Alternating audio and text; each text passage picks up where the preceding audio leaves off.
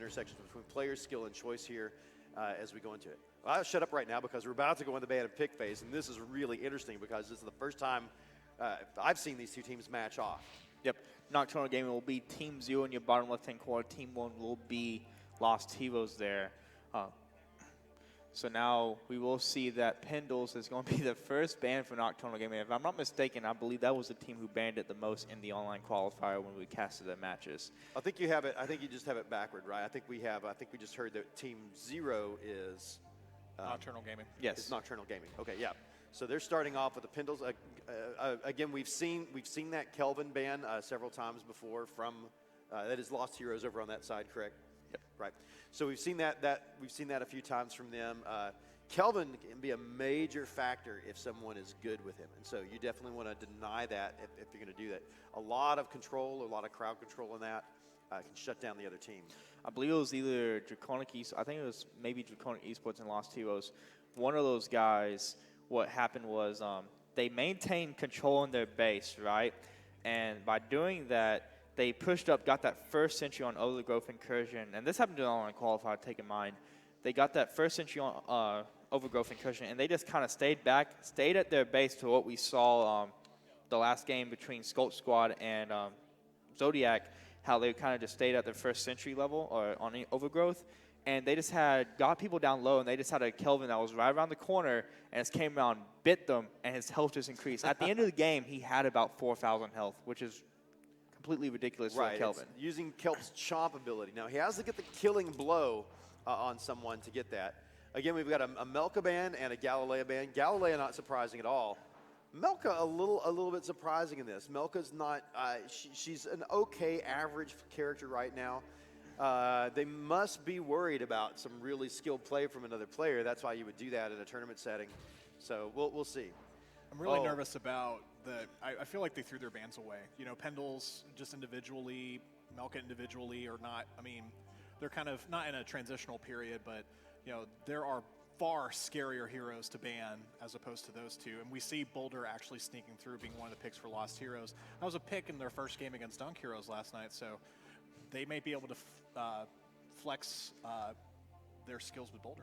Yeah, and, you know, going on that thing was maybe they just don't like playing against those characters in general, but if they watched the games between Dunk Squad and Lost Heroes last night, which honestly, any team out there that's playing at today's event, they have some data on Dunk Squad and Lost Heroes is because of the sole fact that they did play the exhibition last night, and not to mention Dunk Squad played 2 sets of games. Once against the developer, and even though those were kind of throwaway games to them in a way, they did show some top-level competition, and you kind of got a feel of what they played and how they played it. So I agree with you. I feel like the bans are kind of thrown away because I don't think Lost Heroes would even pick those characters, even if they had the opportunity to. But 2 good picks here with Galt and Alani. You know, Alani's just she's either going to be picked or banned every single game, and Galt with a hook, you know, can be able to have some things happen.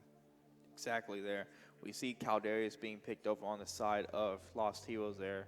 So you're Harasser, you got Shielder. So some pretty good picks, and we've actually seen that Thorn being played at a top level this whole event now. So that's kind of a devastating pick. I don't think we've seen Thorn banned so much against Lost Heroes. I don't think I've seen them play as Thorn yet, but we obviously saw Thorn make some pretty big differences in that last matchup. Oh my goodness, and both Arendi and Thorn with Lost Heroes.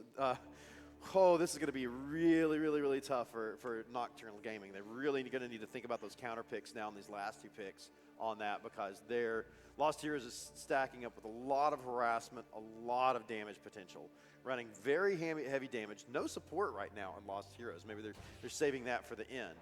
I actually wouldn't be surprised now if Lost Heroes team pick a support. I don't know if it was Dunk Squad or Lost Heroes, but I know one of those teams chose not to pick a support in one of those games they played, and rounding it off with Nocturnal, Wrath, and Risky Foxtrot. So they had a meta type of style of play, even though those, I don't necessarily see how they can kind of complement each other in a way. But on the other hand, you're looking at Lost Heroes. Do they go for the straight DPS and tank, or do you pick a support in the size of maybe a Kid Ultra, maybe a Reyna, possibly a Miko? But I don't think you'll need the Miko pick during the meta or for the playstyle they're having right now. Well, I mean, I think I'm not going to say it because I don't want to influence. I think I know what they're going to pick right here. It's not going to be surprising, but I think they're going to look for. They could if they're running a really confident idea. Oh, Toby, that's really, really solid. Again, gonna on cold snap, controlling those long sight lines. He's got a couple of good perches where he can get in the lane. He can really control minions. Excellent stun control, anti-hero shots, and all that. So. Toby, you have to watch out a little bit for Wrath. Wrath can be a bother to him, but I bet what you'll probably see is Toby and Boulder hovering a little bit around, and Boulder just kind of running some interference from Toby. Man, Thorn, and really any way you mix up those 5 characters, it's going to be pretty devastating on the Lost Heroes side for that. They've got a really solid pick. Again, not running any support. They're really gonna lean back on that Boulder to be kind of a defender. Really keep the damage off of that. But you got to look, though. I mean, Arendi, hard to hit. She's small. She's not fast, but she's small. Thorn, fast and thin. You know, a highly mobile, heavy damage dealer. Caldarius, the most mobile character in the game. So there really are, what Lost Heroes is counting on here is they're fielding a team that has a lot more avoidance and mobility over raw healing. And I also believe that just shows how much confidence level they have going into this game right now, because of so far they didn't pick to choose the support. And like I said, they could have opted with Arena or Kid Ultra, which I think would have worked with the composition really well. Possibly even a Beatrix just to add that extra level of harassment on there. But we're going straight into game 1 here, and I think that we'll probably see a high level of scoring lead in favor of Lost Heroes, just for the sole fact that how much harassment they have in the early game right now. And I want to echo too that it's not, Lost Heroes are doing a strategy that of, hey, we're not going to rely on healing, we'll rely more on using our mobility as an advantage here. So I don't want to count Nocturnal Gaming out, but Lost Heroes definitely confident in their strategy, being like, this is going to be the way that we're going to be able to play this game. So Nocturnal Gaming is going to have to look for mistakes and capitalize on those mistakes. So that's that 2-factor key that's going to help them be able to have a chance in this game. Yeah. On gear, you're really seeing Lost Heroes here. Again, that's interesting. Toby running kind of the economy build right there. But you're going to see Lost Heroes again make up for the lack of a healer by running a little bit more defensive structure gear, defensive and skill damage on that. It's going to be interesting to see. So Gald's going to get up here, get in lane, and get a position. Wrath hovering around with him. Interesting matchup there. I think right now they're just looking for the early picks. They did actually run into a Boulder there. Also the hook, misses his hook though, but still going from the aerial point of view. It drops down his mine there. Right in the middle, yeah, gonna slow down minions. Or I think he was trying to get that Boulder to backpedal in it. Boulder's gonna wisely kind of step around it. The minions are gonna eat up the mine. 5-5, really good. Very, very similar scores right out of the gate. A little pick in there, got flanked by the Shane and Aurochs coming around on the Boulder. A 3v1, but like Boulder does, even with the knock-up, takes all the damage and just keeps running away.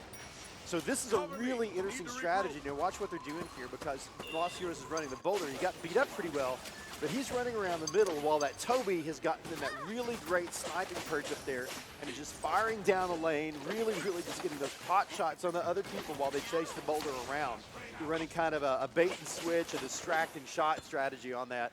Really, really can be effective with the skill teams like Lost Heroes. And so early on to the game, we're about 90 seconds into the match. Nocturnal Game has only got 5 minion points, where Lost Heroes has got 65. So there haven't been a lot of trades in terms of heroes being slain, which to their credit is a good thing. But they got to be able to work that objective as well and be able to shut that down. Yep, 65-5. They took the early lead, even though it seemed like Nocturnal Gaming would be able to at least keep it to an extent. And I gotta say, Shane with her pulls right now has been pretty epic. That's 2 big pulls that she's made there. She has a Thorn right there. Should possibly might be able to take her down, but I think Thorn's gonna manage to get away. Has her out for support, and that's gonna be a elite minion pushing up the lane. And right now, it's just trying to do what she can to get in. Now, Lost Heroes still getting points on the board right now, so. Toby finally first blood. Finally a first blood for Lost Heroes. Toby on that great shot. We didn't see it on that, but then it's not surprising. Again, Toby firing through a shield does bonus damage on his shot. Can really get in and make a big difference.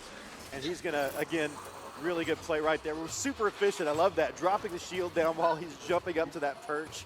Didn't miss a single jump on there. Really, really good movement control, traversal skill by the Toby player there. Getting in a position, again, just to fire down and control that lane. Now, We've got it here. Look at this. We've already, early in the match, we had 2 super minions there in the middle. Lost Heroes doing just a little bit better job of clearing the wave and pushing it back. Going to get that super minion moving through. Nocturnal Gaming getting a lot of focus fire on it, but maybe not enough. That super minion trucking on through there. It looks like that Lost Heroes may get another 20-point bump here in just a second. And you gotta look at this left-hand lane right now is the fact that look how far pushed up Lost Heroes has Nocturnal Gaming, and they finally do manage to take down the Whiskey Fox. That's 3 down now for, actually, sorry, 2 down. Galt managed to take out the Boulder. So finally, that Boulder goes down, but it's still 127 to 8-point lead right now. Right now, Lost Heroes is kind of just running away with this, and with the amount of pressure they've been put onto Nocturnal Gaming has to do some sort of something to answer back real quick. Otherwise, this can get out of hand, and you may see like a version 6, 7.0 advantage going into the grand finale. Like we just saw here, that was an entire minion wave escorted through by Lost Heroes. A huge point shift for them. And from a kill death standpoint, Nocturnal Gaming hasn't lost a lot of heroes. Yeah, not as many as more than Lost Heroes, but they're just not clearing waves. So they really need to have Alani and Wrath be able to do something and not be taken out by Horendi when Galt goes down for about almost 15 seconds. Yeah, so I've got to say that Galt kill Boulder early on was really smart.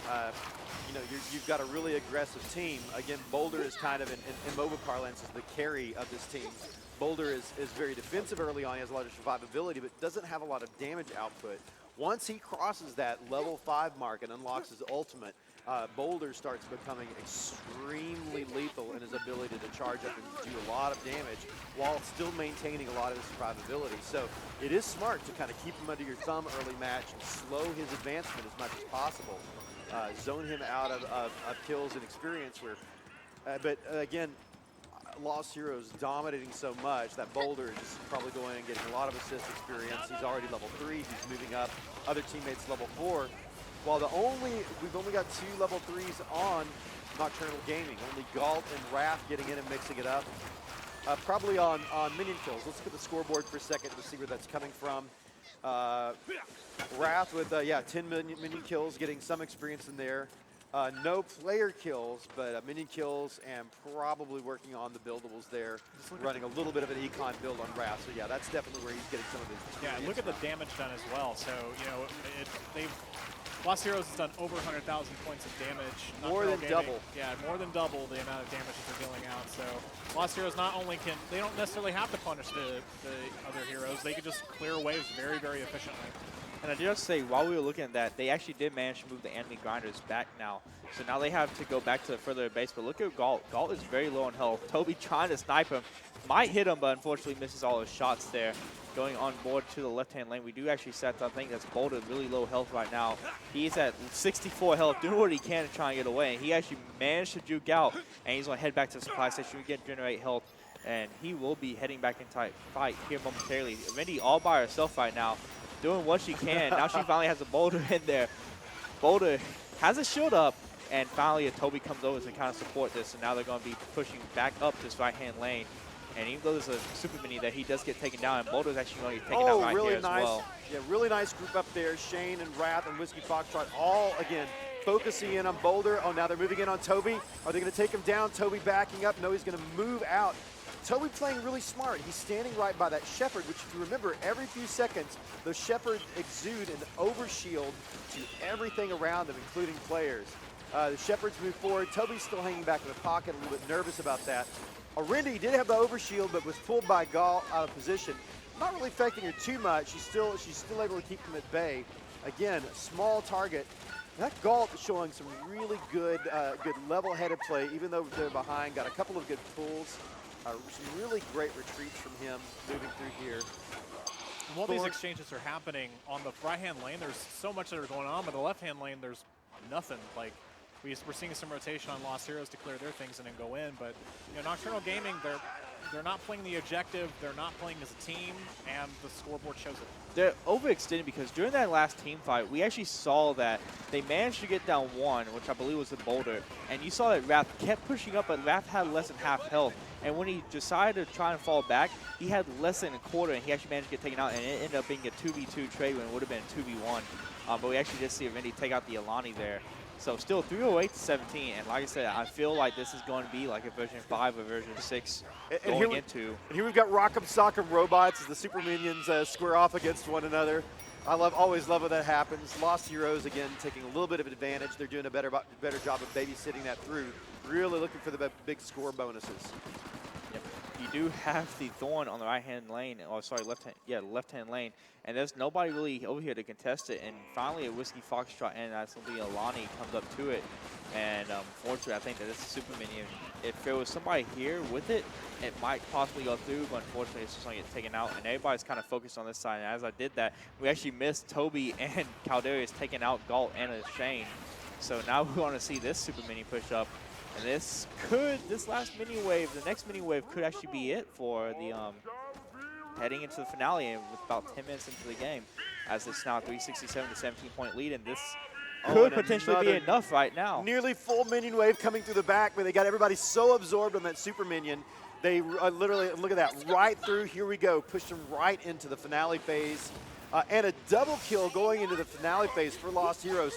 Thorn taking out both Whiskey Foxtrot and Alani. We didn't see that action, but oh my gosh, what a big play right there, really, to do that. So Lost Heroes is going to go to the finale phase with a major advantage here. A version 7 minion on that score, a huge difference in points, a huge difference in strength. They could end it pretty quickly right here. NocTurnal's really going to need to focus those Ultra Minions and take them down. But as well as Lost Heroes has been doing, really babysitting their minions, getting their mini waves through, it's going to be tough to get that taken down. Galt in his ult right there, double shotguns, just trying to get damage. Not enough. Galt taken down, pulled in. Lost Heroes is going to turn it around, take that advantage. We've got the Ultra Minions at the halfway point, trucking through almost unopposed.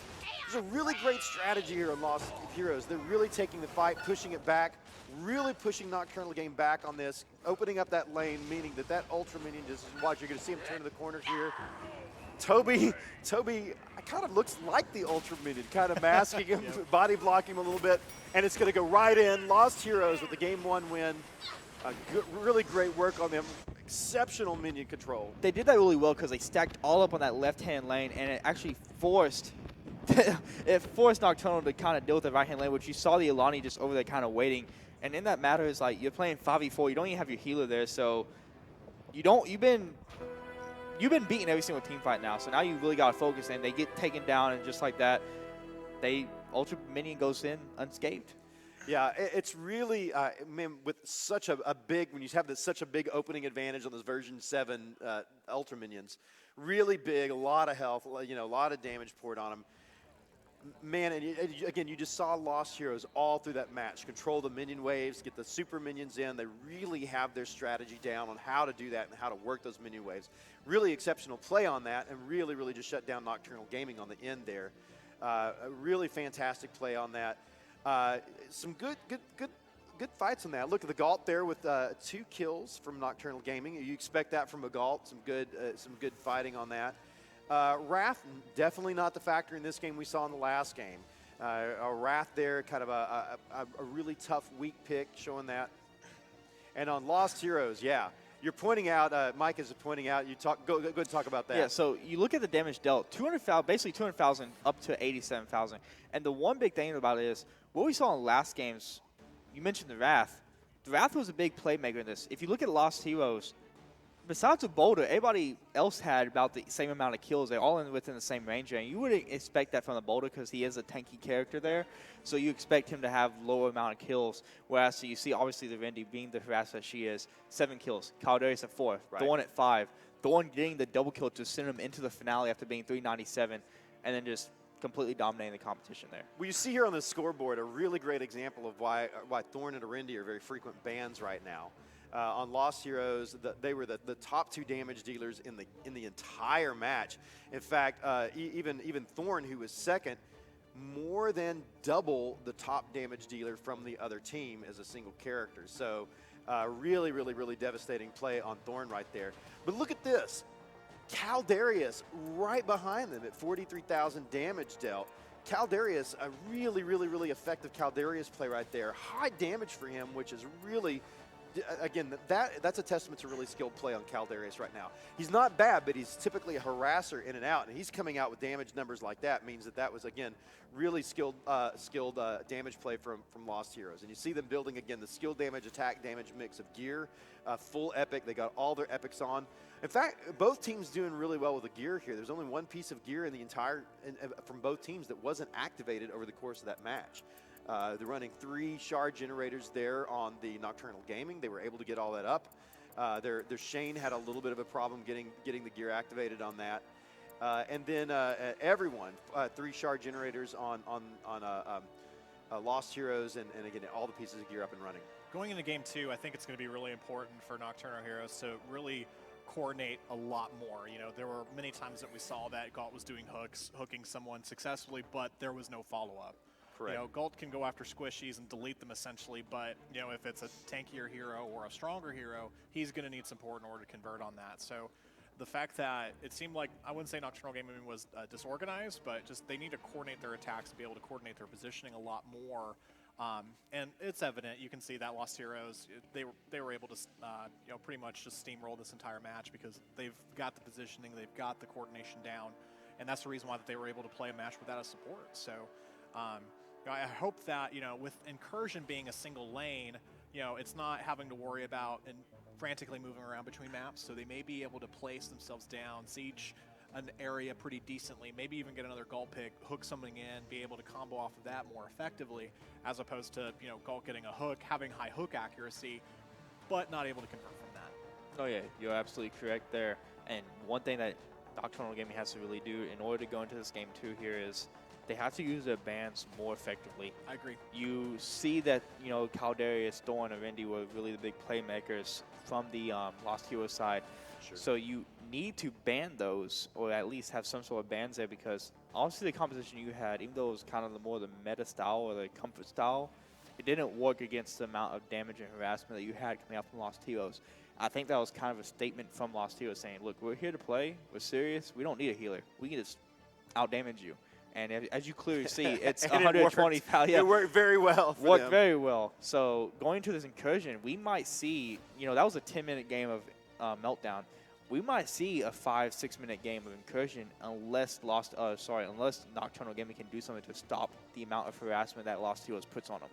Again, I think you're absolutely right. You're going to want to see them really use bans and reserves a lot more intelligently this round. We saw that be, you know, kind of ignoring that, not using it well has been a big factor in both the matches we watched today. The first game, again, I still don't understand why we didn't take out that Wrath player the second game. That seems like an obvious ban on that. You know, when you have a player that good at Wrath, you know, again, Boulder annoying, but Boulder can be focused. Boulder can be controlled and focused and taken out, or sometimes just ignored, especially on a match like Meltdown. I think one of the factors we really saw in this is Boulder did exactly what Boulder does well and gets everybody mad and distracted. And you ignore entire minion waves and super minions chasing Boulder around, and your team is scoring while the other team is scoring while you're chasing Boulder around. A really good play by Boulder there. Exactly what he does. Very irritating little dwarf. And on the scoreboard right there, we saw too that Boulder was actually taking a significant amount of damage, more than the other players. So he was just, okay, here's a close target, but the actual people who are actually making impacts to the game are your Tobys or your Thorns right there to be able to, you know, convert those kills and get those double kills and send us into the finale. So try to remember, I think one of the things that actually makes Boulder even less of a threat than normal is we don't have a lot of health regeneration gear. I think we cut that as a concept in the gear for the tournament. I'm looking over the set right now just to confirm, but yeah, there's not a lot of health, and so I know Boulder players and Galilea players especially are in kind of the normal rotation are very, very devastating because they run. Now Boulder naturally he has no shield, but he naturally has higher health regen. If he stacks health regen on that, you're talking about his survivability, just how his damage taken goes nuts. Galilea the same way. She can take a couple of abilities that give her some health regen, and then she can do some things with abilities that give her bonus health regen while she's in that state. Again, they can become very, very survivable characters. Because that gear's not in the meta here, they're irritating but not as devastating as you might see them in the wild. But still seeing some really excellent Boulder use in the matches where he's been out today. Oh yeah, for sure. You know, but even going to this game too, it's going to be Monuments, Incursion. are we going to see something similar to what Dunk Squad did against the Gearbox team? Can Los Heroes kind of replicate that? Or do you think Los Heroes just kind of play the more traditional style? Because I think Monuments, the way it is right now, is it's set for that game where you can quickly end it real quick. Play it safe. I mean, it would be, instead of doing memes or doing anything that might be risky or controversial, play it safe. You know, pick your safe picks. You know, maybe be a little bit more confident in the fact that, hey, you won game one so decisively. But don't run don't do that jump strategy and be able to, shell early on.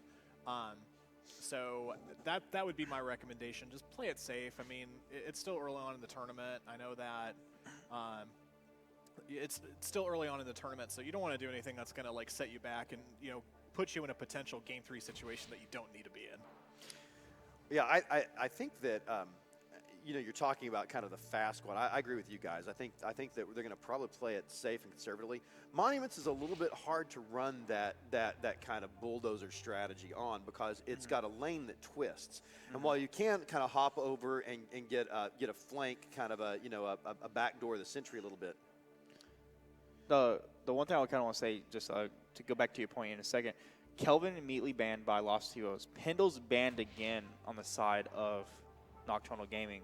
And I really don't like that ban because I don't think that Lost Heroes is going to use it no matter what. Like, you got to eliminate the characters that they did. And they finally banned Ernest, which is a really good character. But again, on that same aspect, you didn't see Lost Heroes use it at all. So is it worth the ban knowing that there's something else they could use that could potentially be more devastating, that you've seen be more devastating than what potentially could be devastating? Sure.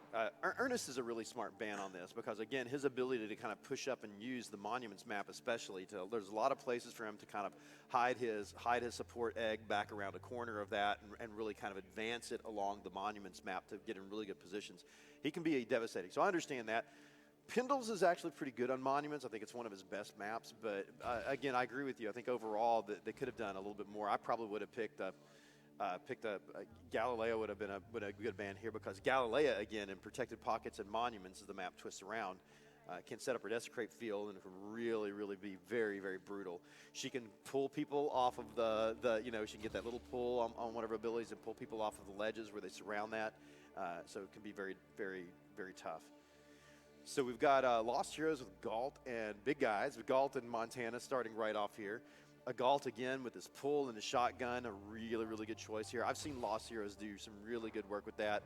Oh, now this could be really big. Nocturnal Gaming picking a Beatrix. First time she wasn't banned in a game, I think, today. Maybe the second. But Beatrix coming up. Beatrix could be big. This could be big for them. That actually is a really smart reserve. I think we actually have it mixed up. It's actually Beatrix. Lost Heroes is on the left-hand side. Nocturnal Gaming is on the right-hand side. Oh, are they? Okay, yeah. okay. So for I have those it. of you Okay. in the audience and at home. The spectator mode, it does Team 0, Team 1 for some reason. Instead, when it goes to the game, it does Team 1, Team 2. So Lost Heroes will be on your left-hand side, whereas to Nocturnal Gaming will be on your right-hand side. And something they're hovering over Melka. And take it, Melka was their ban last game. So do they pick Melka this game, or do they let it go? That's interesting. It's one of those, again, if they're feeling confident, but they want a good player a good character that can harass. Again, Monuments is kind of a snaky map. Melka can jump and get up and over ledges, can traverse really carefully, can get up in places. It's a really great harassment playground for a Melka or a Caldarius. Again, I'd probably still take Caldarius over Melka in this current tournament environment, but that's interesting. Okay, so Shane and Orox, again, solid. And we get to see Nocturnal Gaming go with kind of this idea of, it looks like when you take both Shane and Galt, what you're really trying to play is we're going to grab in and focus fire. Now, it's going to be really, really important. They're going to need to improve their skill at when they get a grab. You mentioned that earlier. They're going to need to convert that into some kind of focus fire to pull down the character in order to create an advantage from it. Definitely, and with the picks that they've gotten so far, it's kind of, they don't have anyone that can do that quite yet. So, going into the last couple seconds for Lost Heroes to be able to pick, looks like they're going to get another support. So Kid Ultra, going to provide some support with his drones. So how does that pick actually impact Lost Heroes on this particular map? Well, you're going to see some smart Kid Ultra play on here. Kid Ultra, again, pretty decent wave clear. He does explosive missiles that can hit a lot of minions. Again, has a little bit of control ability with his bolas later on that can stun and also do some pretty good damage depending on how you AUG it. What you'll probably see, again, in a Monuments map is him taking his support drones and taking the AUG that rather than attaching it to heroes, puts it in a position, especially when you play with Galilea and Beatrix kind of sit in the back or stay in a position in control territory. Whiskey Foxtrot now is going to be their damage dealer. And again, characters that aren't playing high mobility, they're sitting in position. So you're going to see him probably stack those. We saw it last night in the Dunk Squad Lost Heroes game, where you're going to stack those drones on top of one another and create these bastions of kind of healing funnels on that. You can put 2 or 3 drones stacked on top of each other, and one of the best positional healing elements in the game. I mean, far more healing, scale healing than you're going to see from like even a healing station. Really, really amazing. Whiskey Foxtrot being the last pick for Lost Heroes. Going to be a really good pick because we got some Kid Ultra, or not, excuse me, we got Montana and Galt being picked. So Whiskey Foxtrot can do a lot of shelling from long distance to be able to shut that down. We also have a Khalees being the last pick for NocTurnal Gaming. Hopefully he can set up his Rift network to be able to really contribute to the fight. But it looks like Lost Heroes just having a lot of fun, doing a lot of shakes, doing a lot of dancing right there. Using, I think you're switching taunt selections, right, to trigger off that in here, and actually, oh yeah, Whiskey kind of playing a little guitar there. That's funny. You get the pregame dance going on for us. Very entertaining. It plays well on the stream. We know the controllers work. Thank you, Lost Heroes. That was great. So they're pumped up. They're ready to go. And again, squaring off against a big team. Now, we're gonna see. I know that the Nocturnal Gaming guys, they've got Khalees here, right? In one of the picks. Did I see a Khalees? Yes. Yeah. That's a very interesting pick. I like Khalees a lot, but against a really skilled team, he can kind of be a big floaty target, easy to hit. We're gonna see what he's going to do, and he's again, you're seeing Khalees with cooldown, movement speed. That's good for him. Also taking the shield. And looks like they're taking all common, so it's either a flawed common, he's going to be there out of the gate for establishing an early foothold, or very easy to power up gear. So not bad choices there on Khalees. A couple of econ. You're going to see Miko taking the econ build there, and also a healing power item on that. And Montana again playing a pretty standard Montana build with defense and shields there. And here we go. Okay, Lost Heroes. This is Lost Heroes. This is Nocturnal Gaming moving as a group. And they're going straight for the Sentry, it seems like, as they go all deep, and they're just going to head straight into the Sentry. And I actually, Lost Heroes called that. They actually rotate back. Sentry still decent amount of shield level. But right now, it seems like the Khalees did get caught out, and Khalees might be able to go down. Unfortunately, I don't think that Lost Heroes back in his rift, just making it safe, but he's still in that threat with Galilea and the damage there. Oh, this is awesome! It's a fight on the stairs, and you're gonna see it looks like a Lost Hero, Alani, gonna take first blood there, taking down the Khalees, who is hovering around at low health in the backfield. I think there might have been a miscommunication. Khalees was so low for so long, and Miko was just channeling on Montana. Montana can be a little bit tanky, but needed to be able to give some love to Khalees, and it looks like that Lost Hero is just going to be able to overcome that, be able to get some additional kills. Whiskey Foxtrot taking out Miko. Not sure if they're going to be able to get anything else at this point, but they've got a really dominant position towards Nocturnal's Gaming side of the map. Yeah, and again, that Galilea already droned up by Kid Ultra there. Taking that, staying up at the front, harassing, dropping that Desecrate field whenever she needs to. Whiskey up there on top of it on the ledge, getting a little bit harassed by Shane and Rocks getting up there. Shane and Rocks has a lot of health, a lot of shield, a really good ability to drop in and do that kind of positional harassment. We see a hook right there with Galt, but it doesn't look like they were able to convert with that. Kid Ultra getting a kill on Miko. Whiskey Foxtrot taking out Galt as well. So looks like they were trying to actually do some coordination, but Nocturnal Gaming Sentry is starting to get shelled, going down to about 90% of points shared between both of the sentries right there. But looks like a disengagement slightly from Lost Heroes, and they're going to come back and see some more. So one big play that made that happen was whenever they went for that failed push for the other Sentry, Miko actually got taken down, and that forced Nocturnal Gaming to basically go back to their base because of the fact that you lost your healer and you guys were already low health. And since that point, they've been sieging on that turret, and if you look at the side of Lost Heroes, the only melee character they have is going to be the Galileo. Everybody else does a lot of damage at a long-range distance, so they could just shell away at the Sentry, not even focusing that much on the champions from, or characters from the Nocturnal Gaming squad. I see Cleese actually had it back up as he was really low on health. And right now they're just shelling away again. The Sentry's still at about a quarter shield and should be going down. And this might actually be about 1/3 health at the end of the siege level right now. I think what Nocturnal Gaming was trying to do is they were trying to have Shane utilize his cloak to be able to disrupt and be able to harass, but it doesn't look like that strategy particularly worked here. But it looks like that Nocturnal Gaming is re-rallying, but with all the long-range siege that's happening on favor of Lost Heroes, that Sentry is just down. seconds away from going down, and it just went down. There it goes. Yeah, the one big play that Nocturnal Gaming really messed up there was the fact that no matter if you are having that much siege level, you're losing, you have to engage on, because right now they're just chucking right down at your Sentry, and now you already lost your main Sentry right now. So now they're automatically on the last one. So the fact now is, you have to basically rotate back to your second Sentry and hope that you could fight there, or you hold them off right here. Otherwise, you take a risk of having a very quick game. And I just want to say that was about a 3-minute, 30-second first Sentry. I want to keep an eye on Miko here. So he's channeling onto Montana, since Montana's getting sieged by Galileo right here. So Miko being able to transition, be able to heal the appropriate people smartly is really important. Montana, it looks like he's sieging up actually quite a bit of a ways. Cleese also up as well. So Miko needs to get some heals on the appropriate people. Montana just shelling from there. And I mean, there's really not a lot of people to heal at this point, but still needs to make sure that people that are up front or people that get out of control or out of position definitely get the heals that they need. Yeah, I have to say that during that team fight, Kid Ultra actually managed to take out Cleese there. So that forced another kill on that area. And I just see Montana staying into the fight too long, gets taken out by Beatrix, trying to dash away, but unfortunately was able to. And now Miko has to back up, as they're going to focus on Miko now, because if they get Miko down, they could push it back to the second Sentry. And I believe they can do that real easy, as they are actually having to force back because they have no tank now. It's just Cleese and Miko there, and unfortunately, I don't think that's going to be enough, as they did lose control of their thrall. And now you see Kid Ultra just kind of focusing up, and he's just kind of harassing Cleese and Miko. And now you kind of see Team Montana back into the fight. But unfortunately, I think it's a little bit too late at the moment. Cleese still taking the siege as way he is, and Cleese gets taken out as well. One big thing about Nocturnal Gaming is that staying into the fight too long. They have to avoid and go back, because the fact is, Lost Heroes knows as soon as one person goes down, that is a big power play movement, especially on Incursion, that if you get one player down, now you're just seeing the harassing coming down the Sentry.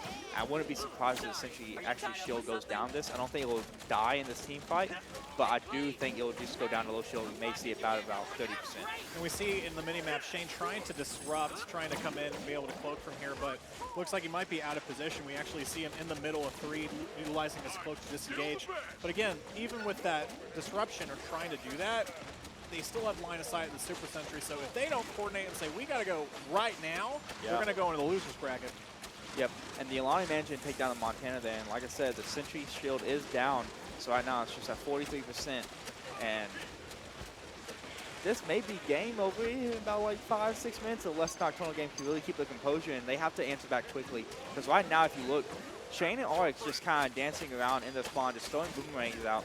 But at the same time, it's like they're just sieging on the Sentry. They're not even necessarily worrying that much about the Lost Heroes champions. They're just shooting at the Sentry, because right now you're not forcing the team fight. You're just kind of dancing around your own Sentry level. You have to push up and take the risk. It's like a high risk, high reward type of deal, because at the moment you're playing a losing battle, and they don't have to do nothing at the moment. And looks like Gulp, rushing out to get that turret. Not sure if I feel that was the best thing, because they're going to be able to clean that up pretty quickly, but it looks like he just suicide out, take that turret. It didn't even really contribute too much. Nocturnal Gaming was deciding that, hey, that was the opportunity that they were going to use to try to take some positions here, but 2 players on Nocturnal Gaming go down, so all we've got is a Miko, a Shane, and a Cleese that is about half health. Miko trying to go ahead and give him some love over there. But Gulp really able to get back into the game, but that was just a suicide that really didn't contribute too much to the game right there. No, the Galt went out on positions. Like, if you're going to do that, you have to go out as a full man 5, because that is going to focus him down. Because like you saw, Galt went out, try to get this, I think that was a shock turret there, and he immediately got taken out, and the shock turret got taken down as fast as he was when he put it up. And you see Montana overextend, and the Montana immediately get taken down as well, because they're going to focus that fire. Anybody that catches that little archway there, They're going to focus their fire all the way down, and you'll see instant kill. As you see, 13% left on the sentry, and I wouldn't be surprised if this is GG before we hit 20 minutes right now, as we are at 12 right now. And they're just, like I said, they're shelling away. You know, just looking at Galileo. 6, kinda doing 5, what we can. 4. Yeah, it's going down. It's going down right here. Oh, last point of damage, and it goes down. And that's game 2 in favor of Lost Heroes. They take the series 2-0, and they advance on to face the winner, Dunk Squad and Skulk. That's gonna be Skulk Squad in the winners finals, and that was easy mode there in a way. Well, you know, no surprise. We've seen Lost Heroes do a really great job in the pre-qualifiers. Again, we know that they are a really regular, really solid team, very highly coordinated. You know, they actually have given, you know, as much as we've seen Dunk Squad, you know, kind of push them around a little bit. They're really solid, and they give Dunk Squad a good fight for their money. I think we're going to see them, if they continue to have some of the success through the day, some really awesome coordination, a couple of different picks from